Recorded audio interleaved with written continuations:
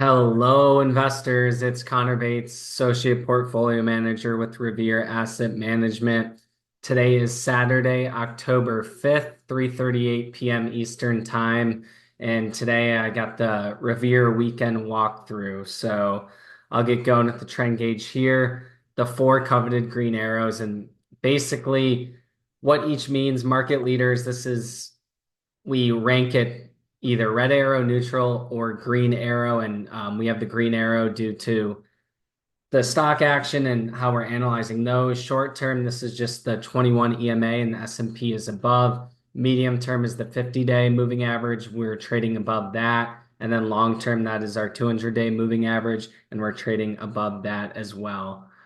So let's start with some of the indexes and kind of go over. So another strong week last week, and we were pausing here at the highs, and then we pulled back into this 21 day that coincided with like the top of this breakout base, and it held, and so that's positive.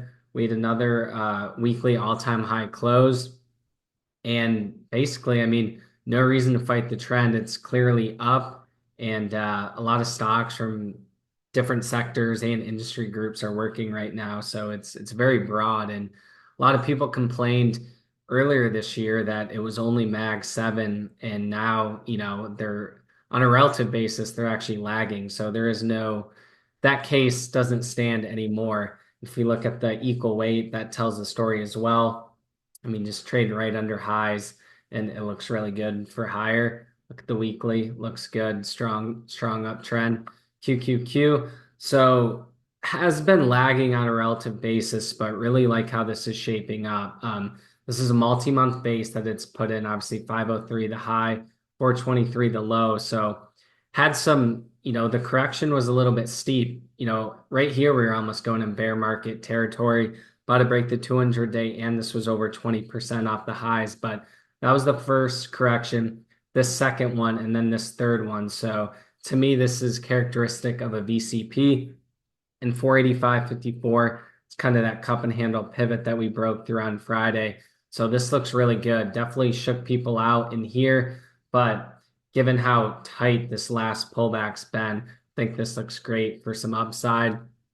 And on the weekly, we have 3 weeks tight, and that's usually a good setup. Dow Jones looks good as well. Not much to say here. Mid caps looking strong. Again, this is another builds a case of more things working. This looks like it wants to, break out here. Maybe it rejects, pulls back into the 21, but trend looks good. Russell, we were talking about this, decent pullback here to the 50-day, put in an upside reversal and reclaiming the 21-day. So this area of the market looks good too. And it still hasn't accelerated out of this stage 2 base, but trending up. And this kind of has that similar VCP characteristics. We had that steep pullback here, second one here, and now look, the third contraction's pretty tight. So potentially supplies leaving the market. And maybe this wants to jump to the upside. VIX, we've been talking about this as well. 20 is kind of your risk on, risk off pivot. And, it spiked into 20 earlier last week. Now it's coming back down. And, when it gets to 20, that can sometimes be a good risk to reward. Start fishing for some more stocks.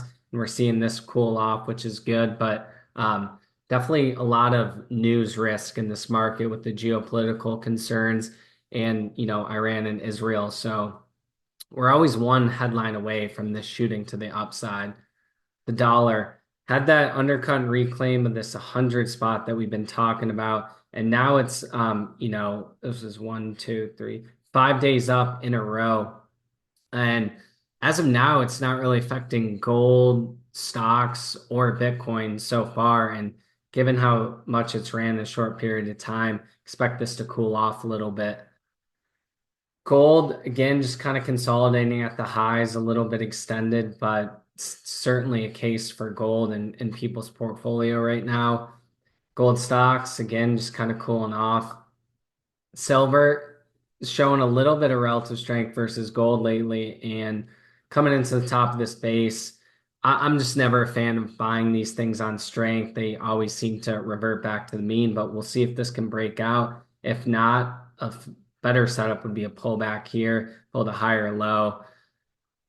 Bitcoin, strong day on Friday, put an upside reversal off the 50-day moving average and still looks great. Bitcoin stocks are acting pretty well and still pretty bullish on this medium to long term. So still kind of just you get more natural reactions inside a big range. And then one thing came across this weekend that supports the bull case for Bitcoin is Jason Shapiro posts these commitment of trader reports, and basically you can see this blue bar right here. This is large speculators. They have their biggest short position on since about March, February area. So that's good. That's bullish. Um, and then bonds got smoked Friday. Druckenmiller's been public about his short here, TLT as well. And then you got rates kind of breaking out of this inverse head and shoulders bottom formation. And one way to play that, you have the TBT and then the TMV. TMV's got a little bit more octane than that, but worth a watch if these continue higher. And this is actually what had some weakness in home builders on Friday. Um, so that's some general indexes. Let's hop into the breadth. So I just talked about the NASDAQ, the QQQ chart, same thing here. But one thing I do like to see is that gearing out of this base, these percent of stocks above the 20, 50, and 200 day aren't overly extended. And to me, they look like they want to break out. So that should only strengthen the NASDAQ. And once they start getting up here into the 70s is when sometimes you want to cool off exposure a little bit. But these breaking out to the upside would support more broad rally from NASDAQ composite components.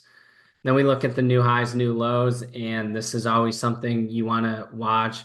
When the market's trending to the upside, you want to see new highs dominating, and that's what we're seeing. And then when you start to see these new lows start to outpace new highs, that's when you can get some of those negative divergences. And then here's some more just other new high, new low readings, and you can see just super positive across the board. S&P 500 stocks above the 20, 50, and 200 day, a little bit more extended. So the NASDAQ percent of stocks above the 50 day had its second highest reading of the year earlier this week. And that kind of led to a little mild pullback. But these are a little bit extended, but at the same time, in a strong bull market, these breadth indicators in secondaries stay overbought for quite some time. Take a look at the NASDAQ McClellan Summation Index, and I really like this one. This is the indicator itself, and it's just in a huge VCP, and it's getting super tight. If this breaks out to the upside, I would expect stocks to have another leg higher, and that would just also be conducive of buying strength, breakouts working, and a lot of growth tech stocks trending. And then you can see back here, this is when you get the best trading environments is when this is just going straight up above the 10 EMA. And you can see the RSI can stay very overbought, but once you start to get to that 90s, that's when, the market may start to pull back. I call this the fear FOMO indicator. And basically it's just the info tech stocks above the 5-day moving average, which is ultra short. And as you can see earlier this week, we got pretty low here. And often, more times than not, if the market's in an uptrend and you get these flushes on this down to like single digits, that can be a good time to buy stocks. And then, when it starts to get up here, 98, 100, could be a time to look at your portfolio and maybe trim some things and lighten up exposure, but kind of just a good gauge that I like to look at daily. Okay, and then we'll look at the CNN Fear and Greed Index. Nothing crazy in greed. Once we start to get an extreme greed over 90, 100, that's, can be a little cautionary. This is the NAM exposure index, and last week's reading was 86. What you would expect when the market's going up. And when it starts to get over 100, that's when another time to, you know, look at your portfolio, look at the stocks. The market's likely pretty extended at that point, and you can see that's coincided with most of the deeper pullbacks in the market. AAII bulls bears, bulls down a couple percent, and then bears up a couple percent as well. You know, nothing crazy here either. So that is some breadth and sentiment. We're going to go over my watch list and then we'll start with some sectors. So China, FXI, obviously had that huge catalyst, cutting rates, and then you kind of had a combination of things. China was probably the most hated sector to invest in the whole market. You had that catalyst, which sprung strong gaps up. And look at this volume, just a wall of blue bars coming in, huge volume to support the move. Plus, you had a lot of shorts piled up. So obviously, clearly extended here, like almost 10 ATR or more above the 50-day, which is historically extremely extended. But keep this sector on watch. You know, some of the leaders are Futu, JD, Baba, Baidu. So given the volume and the catalyst, these pull back, they definitely could set up secondary entries. ARC is another one. This is getting back above the 200-day. We'll see if it can go anywhere, but this is kind of indicative of risk on, risk off sometimes, especially for growth stocks. So still in this big stage one base. We can look at uranium. It was pretty strong recently, back above the 200-day. CCJ and UEC are two of the better uranium names that I know. Regional banks kind of putting upside reversal here at the 50-day. IGV, this is software. I really like this is a huge, almost a year base, and it's starting to break out here. And this looks good. And definitely have seen some software stocks start to outperform. And definitely a sector to watch. And then you have Hack as well. This is cybersecurity, another strong multi-month base that it's starting to break out of. So those are some sectors to keep an eye out for. All right, so my watch list. So one thing I want to touch on before I get into the watch list is, you know, a lot of the strongest stocks are pretty extended at this juncture in the market. You know, you have the GEVs, the APPs, the Palantirs, and they all broke out before the market started to kind of reverse. So that's something to be aware of. They're not really pulling back much, but they are extended and not the best buy points right now. So if you know, that's just one thing to know. And you know, my opinion is that most people should be pretty invested at this point in the market, but nevertheless, there's still some stocks showing up. So MSTR, that's the first one I want to talk about. Had that double bottom here off the 200-day, and this has just got extreme strength.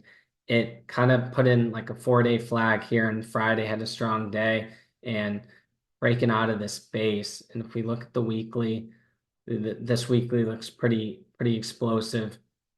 If it gets through 180, I think that would be the trigger for the big move out of this cup and handle base. And it's good to see shorts are piling into Bitcoin, and sentiment is pretty neutral right now.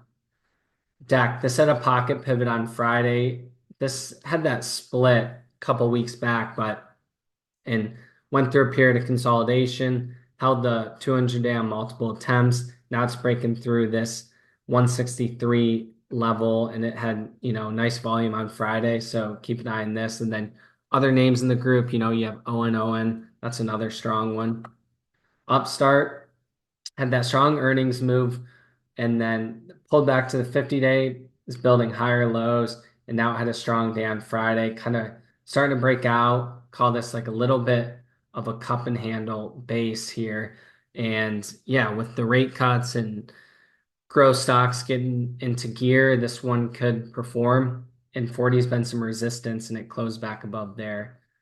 Shack, this is a, you know, food stock. Kava, which is the leader, has been acting really well, but This one's coming into this 111.17 top of the base, and this one looks good, and the weekly looks great as well. Big kind of cup and handle base. So this one starts to break out, and it's got some strength in the sector as well with Kava. AMD, I talked about this one on the podcast last week, but like this one a lot. It reclaimed the 200-day. It has their advancing AI event next week. So that could be a catalyst. And historically, last December, when it had that, that's what led to the big runs the stock had here. And something you sometimes see is that after stocks perform in the earlier half of the year or the previous year, they need time to rest and consolidate. And this is exactly what AMD has been doing in this big base. But now it's clearing this 200-day plus this 162 level. So this one looks good for some upside. And the weekly is reclaiming the 40-week as well. Datadog, this one got back on the radar Friday as well, had a pocket pivot back above the 200-day. And a lot of these software enterprise stocks came up on my scans this weekend. You know, you have IoT, you have Monday, you have Palantir, MANH. I think that's Manhattan Associates. This one's at high, so a lot of strength in the group as well, and it's only the 91st ranked industry group, so there's a lot of room for that to climb higher. Tesla, this one's acting good as well. It paused up here at resistance. Everyone saw it really, and it had a big move up from 182 to over 250. And exactly kind of what been looking for on this one to happen is, you know, rejected here. Now it's pulling back, held the 21-day. Now it's building that handle. So, you know, that's kind of maybe a trajectory that it takes, but this one's acting fine for now and kind of expected it to cool off. And then it also has that robo-taxi event October 10th as well. So that's a catalyst that could propel it, but it did partly the sell-off was also due to the delivery numbers. The market didn't take it that well for whatever reason. Toast, this is a payment processor, and again, seeing some pretty good action in this group. You have PayPal, you have Shift4 Payments. Those are some other ones, and the weekly is really what I want to focus on for this one, and just been in this stage one base for quite some time. It's finally starting to break out here. The relative strength line confirming. So long term, this one looks good if it can stay in the stage two, and not bad earnings either. NVIDIA, this looks really good. The best it's looked in a while, in my opinion. We were talking about that cluster of moving averages right here, and it got that expansion there, and then came back down to the 50-day, put in an upside reversal, and now this is kind of challenging this downtrend line from highs. And you know, you can look at it two ways. It has been building lower highs, but maybe here it can thrust through this downtrend line, but it also has been building higher lows, which is what you want to see. And this is consolidated for a decent amount of time. And you can also argue that this is VCP-ish as well. This third contraction has been really tight. If we look at the weekly, this looks really good. And obviously, probably mention it all the time, but it's a big tell for the semiconductor group as a whole, along with the AI trade as well. Avgo, mentioning this one as well. This is one of the other good-looking semiconductors, kind of starting to break out from this flat base. SCCO, this is a copper name, and FCX and SCCO kind of move in unison. But this had this big reclaim of the 200-day. Now it's forming a pretty nice flag. With the strength in China, this is helping copper as well. A firm similar to Upstart, you know, and it's in that payment processor group as well. But this is pulled back to that gap low held, and it's got a pretty clear downtrend line. So if we can pop back through there, this one could see some more upside. Instacart, this one's got a really nice cup and handle base, new merchandise, semi-recent IPO, and good numbers. So definitely one to watch as well. Hood, another nice looking one, fits the crypto theme. with Bitcoin looking pretty strong. And this one has other angles. The brokers have been really strong. If you look at charts of, IBKR, Jeffries, other ones like that, the group's been strong. And this one obviously has had some recent catalysts with their gold card that they mentioned, and then just in general, more retail participants getting into the market. But I like how this one's forming a little handle slash flag here. This can get through, and then 24, 25 area is that overhead above. And this is one of those stage one bases that once it finally got through, it's led to a big move. Once it broke, 14, it's almost doubled off that breakout. So this one looks good as well. So yeah, those are some stocks. Obviously, I didn't mention like some of the leaders because if you look at, GEV, this is clearly extended, APP extended, VRT bit extended as well, but these are clear leaders, institutional appetite as well. And definitely, we mention them in the videos all the time, so that's why I didn't bring them up. But definitely good to keep on your radar and watch list if they pull back and you're not in and you're looking for a setup. So those are some stocks that I'm watching for the week, and we can take a look at earnings calendar. Nothing really too much next week. Big thing is banks start. They always kick off earnings season. So you have JP Morgan, Wells Fargo, all those reporting. And then if we look at the economic calendar, um, CPI on Thursday and PPI on Friday. So that is the news wise. And then I'll just kind of end it with the chart on the S&P 500.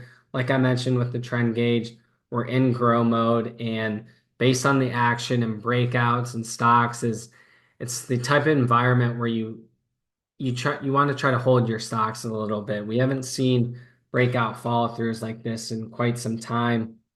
So when you start to see that, and in combination, you have a ton of new industry groups and stocks setting up, that's the market signaling to you that, hey, maybe you want to hold longer and try to see the move out as well. So that is going to wrap it. I hope you guys enjoyed. If you're ever interested in becoming a client, you can always reach out. And yeah, thanks for watching and good luck next week with trading.